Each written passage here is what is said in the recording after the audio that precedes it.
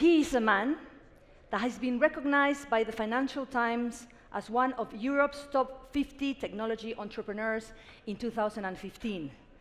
The topic is Crisis Brings Opportunity, growing a business in a collapsing market. And if someone knows about this, trust me, it's him. As in 1999, he co-founded Shazam, the music service, way ahead of its time.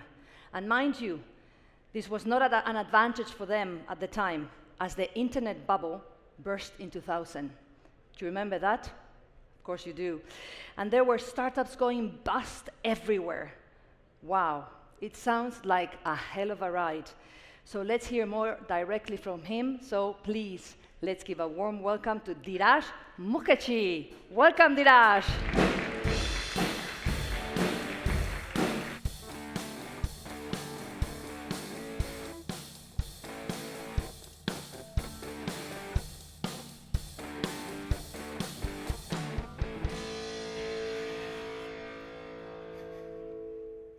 Muchas gracias. Hola. You hablar in English. I'll speak in English. I hope that's okay. I'm Dhiraj Mukherjee, and I'm here to tell you a little bit about Shazam and about growing a business in a collapsing market. You can see from the slide, some of you in the audience will have seen a phone like that. I can't see because of the lights, but some of you maybe never. And there's a number there which is 2580, which was how Shazam was used in the beginning. Now, maybe there are people here who've never used Shazam, and I'll explain how it works. But this is a very old story. You might think that that's me in 2000. It's not true. That's when I was 4 years old. I'm from India, and my father worked for Air India, so I grew up in many places around the world. But I moved to California. I was at Stanford Business School, and I was in Silicon Valley from 97 to 99, which is where I met my business partner, who later became my co-founder at Shazam. So that's a picture of the four of us together. So you can see me, and next to me is my friend Chris. So Chris and I used to be drinking buddies. We used to have beers together. We used to talk about being entrepreneurs. It seemed like such a great thing to do, start a business. The only problem is we didn't have any ideas. So we used to sit there and drink beers and try to come up with ideas. And most of them were terrible. So luckily, we didn't try those. But Chris had the idea for Shazam. And the way he had the idea was, he was terrible at music. Whenever he heard music, he had no idea what it was. So he thought, it would be great if I could find out the name of every song. And he had the idea of connecting with all the radio stations to know what they were playing, and then people would find out the music they were listening to. And he was thinking, how can I make it better? And he thought, what if I could use my mobile phone to identify any song? So that's how he came up with the idea for Shazam.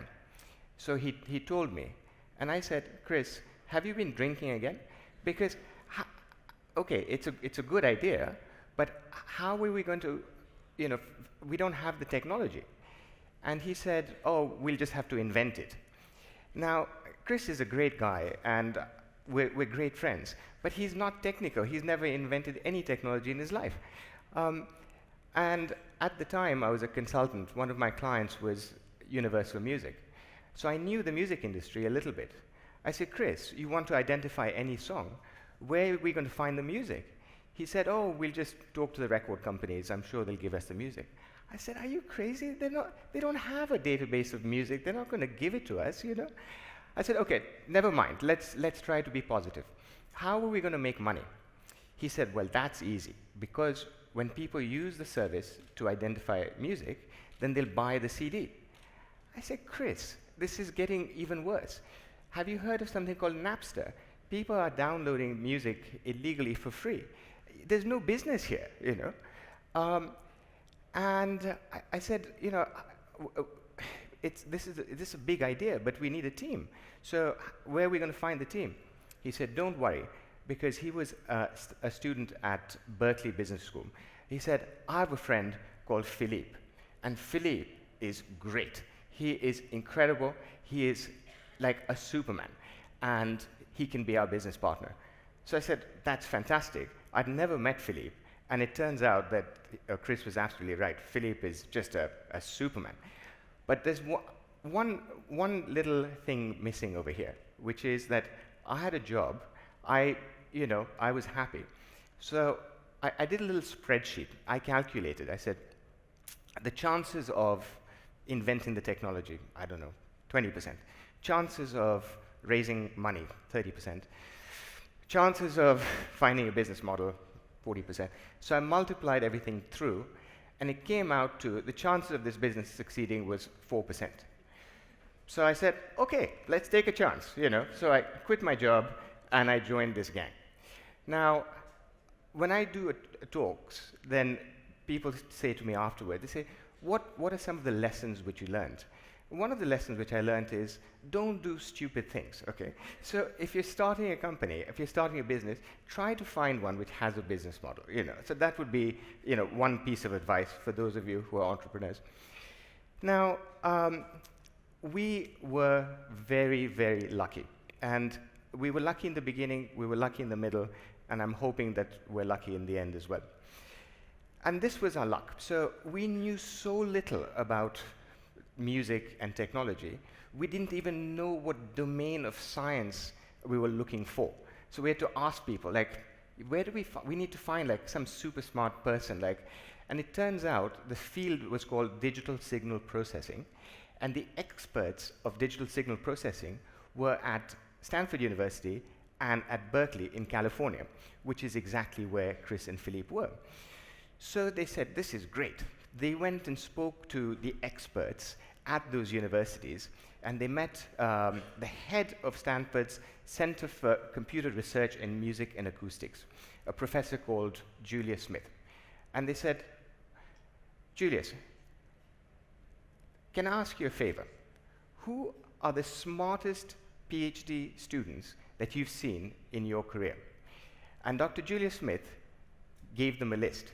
And I still have this piece of paper. On the very top of that list is a gentleman called Avery Wang. And the notebook, in Philippe's notebook, he circled the name 4 or 5 times. What does that mean? That means that Chris and Philippe emailed Avery and said, hey, we've heard that you're one of the smartest guys in Silicon Valley. We need some help inventing a technology. Can you help? So Avery got this email, so he hit delete. Now, my business partners, and if you ever meet them, they're great guys. One thing they don't do is they never give up. So 2 days later, they emailed him again. Hey, we heard you're one of the smartest guys in Silicon Valley. We want to meet. So Avery's like, oh, fine, I'll meet them. Now, I should also explain that Avery was not the first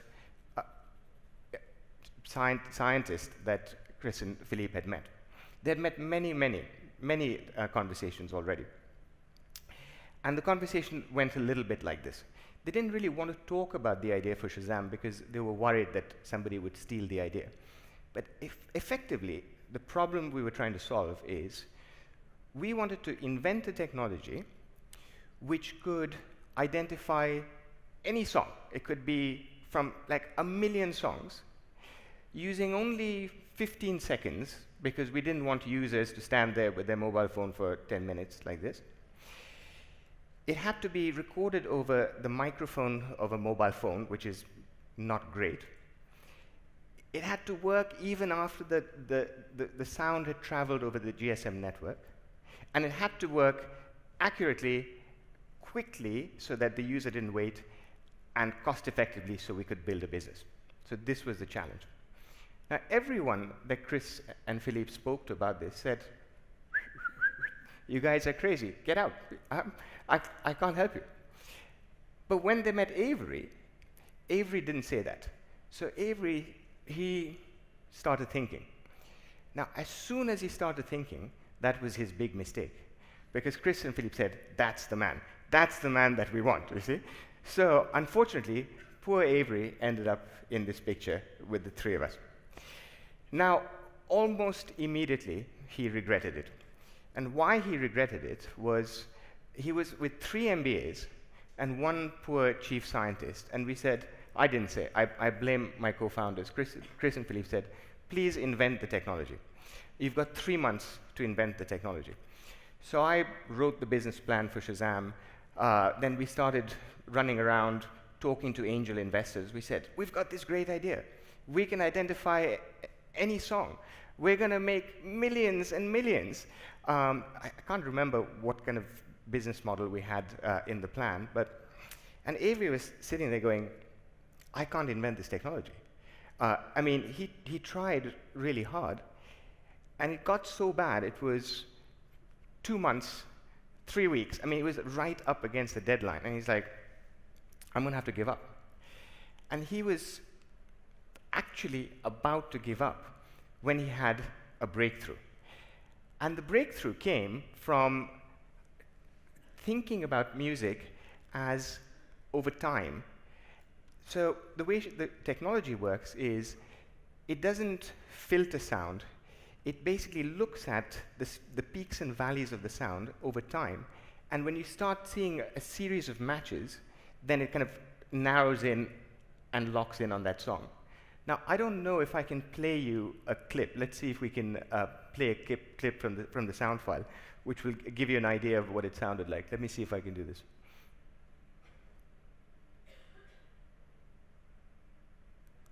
No. You can barely tell.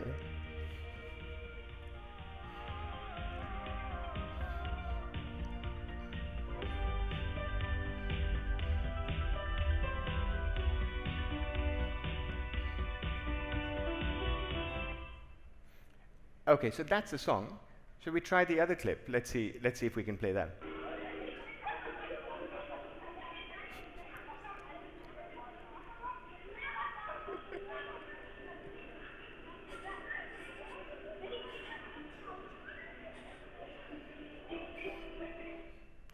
That's what we were working with, to give you an idea. So, when Avery invented the algorithm, we managed to build a demo, which we took to investors. And on the back of that demo is how we raised our first angel round. It was about $1 million for the angel round, and people, when they actually heard how it worked, were impressed. But the hard work was just beginning. So, I didn't know there was music on that, but we had to hire a team. But what we didn't know was that it was just the beginning of the crash. So we started the business in '99. We did the angel round in 2000. At the time, the NASDAQ was about 5,000. In the summer of 2000, it was starting to fall.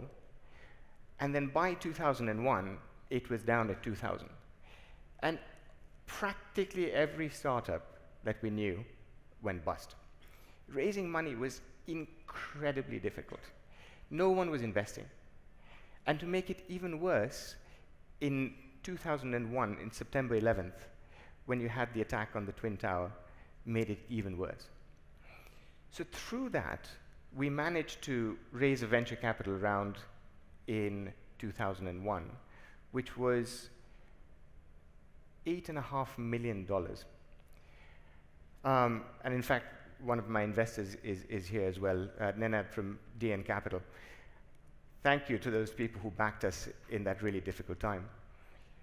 But the challenges, which I described before, hadn't gone away. We still didn't have a database of music. I told Chris. So this is where we had to get really creative. So Philippe, who's an incredible guy, he did a deal with a distributor of music in the UK. And the way it worked was that we basically encoded every CD which was sold in the UK, created a fingerprint, which is what Shazam uses to identify music, typed in all the information about the name of the song and the artist, put the CD back, and put it back on their shelf. We had to hire a US Marine called Bart, who ran a team of temporary workers who came in to do all the encoding within months. At one point, they were working 3 shifts a day, so just trying to launch the business. And all of this was happening at a time which was before smartphones existed. When we launched, we had about 70 people, but we were just burning through cash. Remember I mentioned we didn't have a business model? We didn't have a business model. We tried hard, we charged users, but people wouldn't remember. They say, what's that number again? 2580, straight down the middle of the mobile. People didn't remember. What happens when you're burning cash? There's only one outcome, which is bankruptcy. And so we had board meetings where we'd say, are we bankrupt? No, we're not bankrupt. We can keep going for 1 more week. But it was very, very difficult. So it got to the point where we had to let people go. It was so sad for me. Like, people I'd known for years, and I'd hired people with young family that we had brought on board and promised them that we'd give it our best shot. People lost their jobs. It was really, really difficult. But the only reason the company survived, and I'm fortunate to be here to tell you the story, is because we had invented these assets which we were able to then use for other applications, like B2B applications. We actually sold our patent portfolio to another company to raise money to keep the company afloat. Now, as you know, Shazam still exists today. Maybe some of you use it. And we were lucky because we were able to buy that technology back once we started growing. I'm happy to be still associated with the company and still a shareholder. And as I said, I hope we have a lucky end to this story as well. But our good fortune came in 2008 when the iPhone was launched and the App Store was launched. And people said, what's an app? And an app was a new idea, but Apple ran some ads which talked about Shazam and how you can just hit this button on your smartphone and it would identify music. And people say, that makes sense. Now I remember. So that changed our luck. And this is what the growth looked like. Just to give you an idea, it took 10 years to get to the first billion users. It took 1 year for the next billion. It took 2 months for the next billion users. So now it's been downloaded over 1 billion times. We've got 120 million monthly users, which is fantastic. And it's my privilege to be able to share this story with you. For those of you who are entrepreneurs there, for those of you who are thinking about starting a business, my only advice would be, other than don't be stupid, is don't despair. It's part of the journey, but it's the excitement and the learning is worth it. Don't despair. Thank you very much for your time.